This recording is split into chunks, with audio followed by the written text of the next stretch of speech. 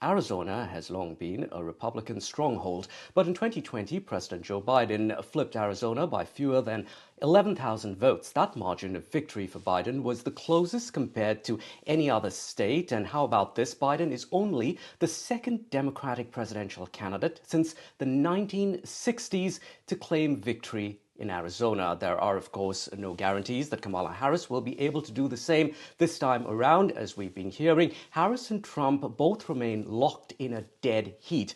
We're now joined by Priya Sundareshan. She is a state senator from Arizona, which means she serves her district at the state level. She is a Democrat in the state Senate that is controlled by the Republicans. Senator, thank you very much for joining us this morning here. Senator Sundareshan, the border is a key issue on voters' minds in Arizona, as you well know. Arizona, of course, shares that border with Mexico. In December last year, the border arrests that we saw in the US hit nearly 250,000, the most ever recorded in a single month. Now, granted, yes, I know those numbers have drastically dropped, but many voters still fear that illegal border crossings would only increase if Harris becomes president. What would you say to them?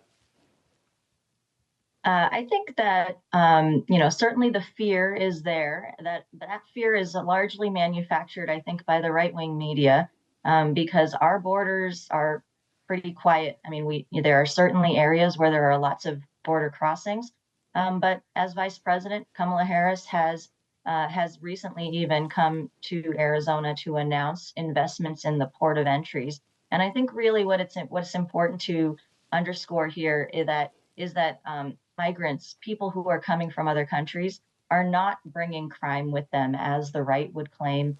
There's certainly an issue with illegal drugs and fentanyl that's coming across the border, but that is largely coming through the ports of entry, coming from US Mm-hmm. citizens who are bringing those across. I think it's important to decouple the fear and stigma that they're trying to create with immigrants, especially because right now the people who are coming across the border, that's been true for a long time, but a lot of them are fleeing circumstances in their own country and simply Okay. seeking a better life.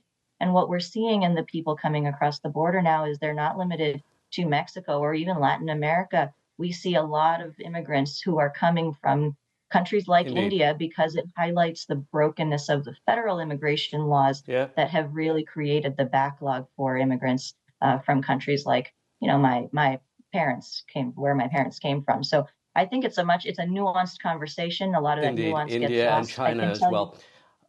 yeah, and from Tucson, I live in Tucson. I'm here in Okay. Tucson. It's Sorry, very lots stable. lots to get through. So let me get to the next question here. Sure. As we mentioned earlier, Senator, Biden won Arizona by less than 11,000 votes. Arizona became a hotbed of conspiracy theories after Donald Trump spread those lies about the election being stolen, votes not being correctly counted. Now, 11 days away from the election headquarters in Arizona has armed guards, metal detectors, police snipers. Give us a sense, really, of the fears and the worries just days ahead of the election. How are you feeling? So I'm feeling fairly good. Elections in Arizona are conducted safely and securely. We have so many options to vote, including vote from home, by mail, and early voting has been going on since the beginning of the month. So it has gone well. It's gone smoothly. It will continue to go smoothly. I think those precautions, though, that the Secretary of State has had to take are real, and we know that Donald Trump and his supporters and all of the election deniers are latching on to these election fraud lies because they know that they may lose. And so they want to be able to create a kind of Okay. environment where if they create those lies again, that they might have a stronghold. But I think the message that I would like to share is that our elections are safe and secure in Arizona. There are so many checks and balances in the process that ensure that only legal votes Okay. are counted. Senator Sundareshan, what's it looking like for Indian American voters with that South Asian heritage? What is topmost on mind for these voters in the swing state of Arizona? Well, I can tell you that because I have been participating in a group called South Asians for Harris. South Asian American voters. And so there's a lot of enthusiasm seeing someone who is in line to be president of the United States. She's been vice president, and now potentially president of the United States, someone who shares our cultural heritage and our identity. So much excitement has just come out of the woodwork. South Asian Indian Americans are being mobilized and engaged like they never have before, and excited to participate, What's the top issue, conducting though? phone Is it the calls to economy? other voters. Sorry? Is it the economy that's the top issue for South Asians? Yeah, I mean, beyond also sharing that issue, I think, yeah, economy, of course, is an important issue for South Asian Americans. I also know abortion and Okay. reproductive freedom is top of mind for South Asian Americans.